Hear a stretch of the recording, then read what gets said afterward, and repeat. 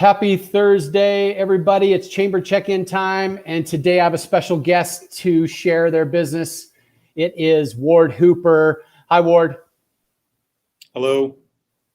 Hey, I'm excited to share your story and your artwork with the business community today. But first, I get to thank our series sponsor for these check-ins. Ward, it's Delta Dental of Idaho. And as you know, Delta Dental of Idaho, they've been providing best-in-class, high-quality dental insurance benefits to Idahoans for over 50 years. Their dental insurance benefits are designed and backed by the largest network of dentists in the country. And with that, I get to share a fun video from their Tooth Truth series. Here we go. Did you know that kids laugh around 400 times a day and adults just 15 times a day? Lighten up, adults. Yeah, we can always use a little bit of lightening up and laughter. So Ward, hey, thanks for carving out a little time with me today. You know, it's always good to check in with the art community, but the art by Ward Hooper has been a staple in Boise. And since I've been in town, your artwork has been something that I've recognized and thought of as the premier Boise artist since I moved in the early 90s. So these check-ins are a really great way to engage with our members and to help share their origin stories and the products and services they have. So why don't we start out with that, Ward? Why don't you tell us kind of your background and how you got started in your business? I'm an Idaho native. I come out of North Idaho, Grangeville area, north central Idaho. I came down to go to Boise State in the early 80s and have never left since then. I went to study. I got a small art scholarship at the time and went down to Boise State and lived on campus and really loved being away from. If you're familiar with Idaho, everybody that graduates high school up north generally goes to the U of I or somewhere up that direction. And I was one of the few that went north, south. And so I came down here and liked it. And at that time, that's the 80s into the 90s, we were still kind of going through the end of urban renewal. So the city was not the most attractive, hadn't grown at all. There was no mall. There was no infrastructure that was really designated for shopping or any of the kind of things that attract tourists nowadays. And so, but being a college kid, I didn't know any of that stuff. I just was here to have fun. Graduated, went right into the sign business. I was designing signs for a local sign company. So that might inform people of why there's so much lettering in some of the stuff I do and words is because I worked for the sign business for 3 or 4 years, then went on to do graphic design for a couple of local companies, and then went out on my own 20 some years ago or more, actually probably 30 some years ago or more. Yeah, and I was going to say. Yeah, time flies and it's hard to keep up with stuff. I do remember the year that I started doing this specific style was in 2003. So that kind of gives you an idea of how long I've been doing the artwork that kind of people know me for or recognize as my style, even though it's a style that's kind of more a vintage style. Looks kind of like old advertising. Up on the screen here is just kind of a small example of some of the style that you're talking about. And I just love the stuff. You got the Boise Horizon there. You've got the Capitol. And then this is some stuff that you just do creatively. And are they photos that you tell us maybe about the horizon there of the Boise foothills? And what I draw them all digitally using it's hand drawn with a mouse. Each little piece of color in there is hand drawn with a mouse. So it's not a filter or it's not photoshopped or anything. So everything, it's like traditional painting. I'm just using modern modern for the time that I started technology to kind of recreate the images. I used to, if you're all familiar with artwork, I used to work with an airbrush, and basically the same kind of effects you get in the artwork I'm doing digitally, you used to be able to do with an airbrush. But an airbrush, if anybody's familiar with that, you have to clean it out and cut a mask for every little color you're doing. It's very, very, for a person like me, has a very short attention span. It was painful to work with that. So when I discovered, and I taught myself digital, when I went to Boise State, they had no computer programs.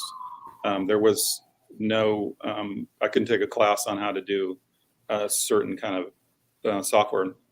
They brought in computers and computer classes, I think a year or 2 years after I was there. So I taught myself, and in order not to change the way things that I do things, I haven't updated to a stylus. I still feel comfortable with a mouse, which is counterintuitive to most creative people, because a mouse, if you remember learning how to use a mouse, the hand-eye coordination was probably tough for a lot of people. Well, it was even tougher for an artist because it's counterintuitive to the way that you want to work. But once I kind of got over that and learned that, then I could go pretty quick. And that's what I like most about it, is how quickly I can move and create something and put something together. And a client, if they want something, can also get it fairly quickly that way too. Well, since, this is a perfect time actually to check in with you, because it's, holidays are right around the corner, and maybe tell us how we can purchase your product. I know you have a retail store. Yeah. Do you sell online? Tell us about that. Yeah, I have this store in downtown Boise. It's on Idaho Street, right across. People are probably more familiar with Moon's Cafe. The Union Block is right across the street. And I've been here for 15 years in this location. My store is part about half my artwork, and then half of other stuff that I like, which is vintage items, vintage clothing, and vintage stuff like that. So I kind of combine the whole thing together, so it's more of a shopping experience instead of walking into an uptight gallery where you don't know what to look at or how much something's going to be. So I got price points all the way down from $4 or $5 all the way up to, if custom pieces could run any amount of money, hard to say. And then I also have a website where you can go online and look at most everything I've created that people are familiar with. I've done so many images that it's sometimes hard to, when somebody will come in and go, I know you did this certain thing, and I'll go, I don't remember it, but Right. there's a lot of images that are out there that I've done, that I've been commissioned. And so if you're looking for something in particular, I probably have something. I've done images for all over Idaho, for all the state parks in Idaho. I was commissioned by the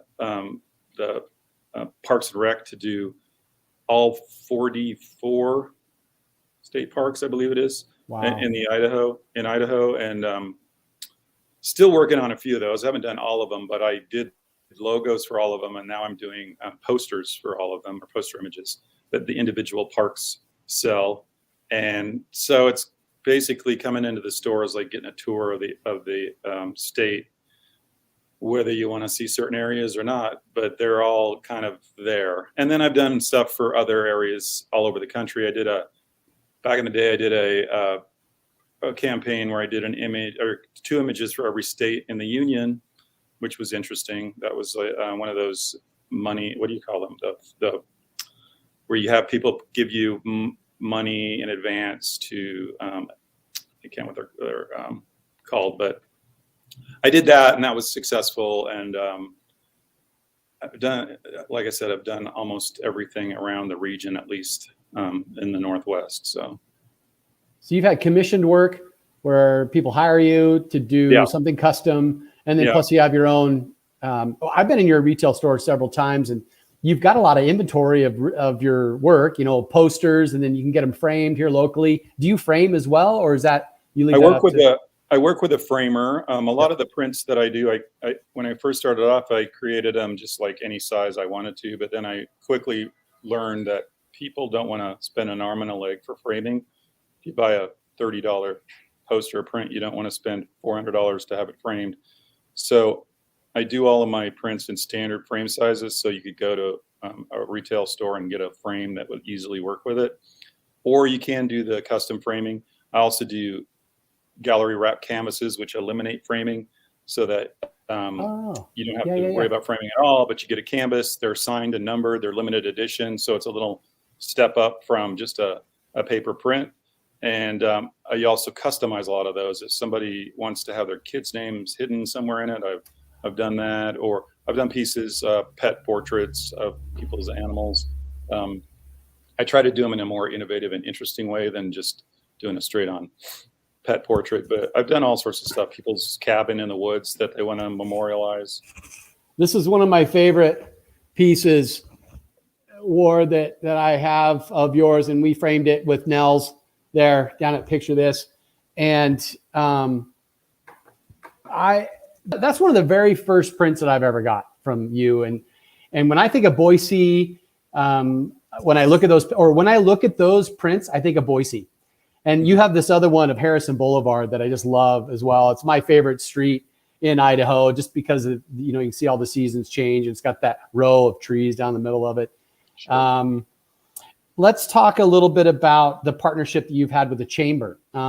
So when we do and you've been a member of the Chamber in a capacity for as long as I've been with the Chamber, and that's, just under 9 years.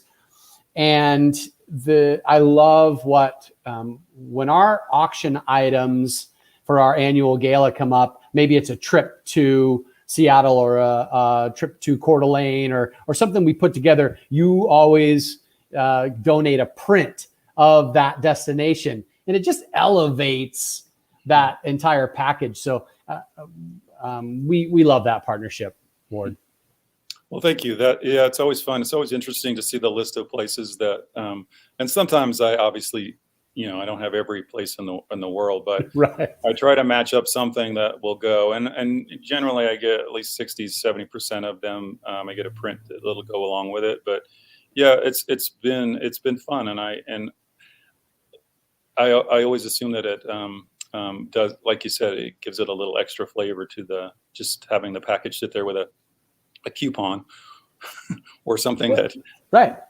Well, your artwork tells the Boise story, and it's been doing it for, like you said, almost 30 years, and it's very impressive. Maybe let's check in a little bit on the art community as a whole. How's it going for you guys through the pandemic, and how's everybody coming out of it? I get that question a lot, and I'm probably an outlier when it comes to that, because when the shutdown happened, I had multiple commissions going and they didn't stop. They went through. I was, I could have been a little concerned that people would go, well, I better hold back on this. I don't know what the future is going to be. But I had commissions that went all the way through that. I didn't take any funding from any of the. I did get. I do believe the Chamber or the DBA or somebody gave me some. A small, which was much appreciated, just to help out small businesses. And then once it's cracked back open, I've been doing just as good, if not better than we were going gangbusters right before the shutdown. Yeah. And it's picked up. I don't see the same amount of tourists, obviously, and that's a large amount of my summer, what I expect during the summer. But it's getting back there, and I'm probably not a good representative for the local arts community as far as, and I just had this question the other day with a school, a BSU class did a Zoom call, and they're like, where are the artist communities, and where can I get? And I'm like, I don't think there are any, and I don't think they hang out with each other because they're so busy doing their own thing that sometimes there's not like what you used to call a school of artists that kind of did the same thing. But so I can only tell you what I have been up to, and things have been going pretty good for me. So that's great. That's wonderful news. Another thing that just came to my mind is you've been doing this art for a long time, and so the people that are here know Ward Hooper and they know the art of Ward Hooper. But and what you mentioned about tourism and then other in-migration of people coming into the region, this is another great opportunity to kind of share some of our local artists that have been around a long time. So anybody that's listening that's never heard of Ward before, he's got a shop, he's got a retail store. I've got his website scrolling at the bottom of the screen. Take a look, take 5 minutes, look at his amazing stuff. It is a tradition here in Boise and in Idaho, for that matter. I didn't know that you've done every single, so I've learned something today that you've done almost every national park or every state park here in the state of Idaho. State park, that's super cool. And then as we close here on our conversation, Ward, why don't you share with us some awards and accolades that you've received over the year, maybe toot your horn just a little bit so I can learn a little bit more as well. Yeah, that's always, I was just trying to think back of that. A while ago, back in 2005, I did get the Mayor's Award for the arts. And I've gotten awards because I did a lot of work with the Boise State Alumni Association. I got service awards and things like that. I've gotten awarded contracts to do a lot of public art pieces throughout the time I've been in downtown Boise and things like that. Those things aren't as important to me as the individual people that I hear from on a weekly basis that are excited that so-and-so gave them a piece of my artwork, or they have some kind of connection to something that I've done, or they're just glad that I'm representing the city in a positive and not a hokey kind of, that was one of the things that spurred me to do what I did, is that a lot of times Boise was, in the early days, was referred to as like a cow town or a jackalopes or potatoes, or all the stereotypes that people wanted to put on it. And I just thought there was a lot of beauty here that people didn't recognize, or maybe they did, but they didn't see it in a romanticized way. So that's kind of what I did. Well, I can tell you that you've been an impact on the way that people see Boise throughout the nation. So thanks for all the efforts over the years of continuing to provide that quality product that you have. Hey, is there anything else that you'd like to share while we have you before we end?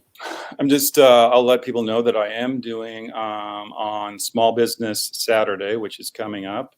I am going to do 20% off any canvas on the wall or any canvas you order. So I don't ever do that. I do it once a year. Nothing ever goes on sale for me. So that's the one time, if you've seen something on the wall or you're interested, stop on by and I can get you squared away and get it ready for you for the holidays. Awesome. Well, Ward, hey, I know you got to open up your doors. I'm sure you had to close down so you didn't get bombarded with customers. Yeah, you would not like me talking to you while customers are trying to have me ring them up. So, hey, thanks so much for carving out a little bit of time with me to share the art of Ward Hooper's story today. Thanks, Ward. Thank you. All right. Have a great weekend and happy holidays. You too.